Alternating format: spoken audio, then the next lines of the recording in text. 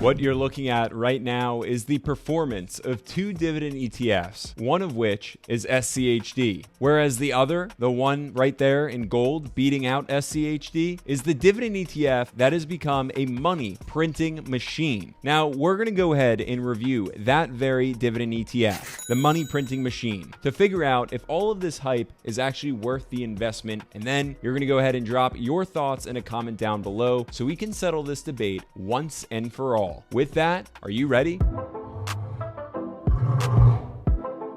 So first, to all of you debating whether or not this video is worth your attention because you're solely invested into individual stocks, this video is especially for you because the masses of us wise guys actually get it wrong more times than not. And actually, the wise guys tend to miss out on the opportunities to win big over the long term, thinking they can time the market and pick the winning stocks 100% of the time. Therefore, stick around. Build an investment foundation with an ETF, perhaps the exact ETF we're about to break down. And from there, and only from there, I would then suggest to be on your way building individual stock positions. Now, with that said, this money printing dividend machine that I opened with, let's click back to compare its performance a little bit deeper here because it hasn't just been outperforming SCHD year to date here, but in a year's time, it comes in almost 13% higher than SCHD. And zooming out to about a handful of years ago worth of performance, we can see that it actually outpaced SCHD by roughly 23.32%. Yet SCHD has been getting all of the love from us dividend investors. But that very well may change now as I introduce you to the Wisdom Tree US Quality Dividend Growth Fund, ticker symbol DGRW, which seeks to track the investment results of dividend-paying large-cap companies with growth characteristics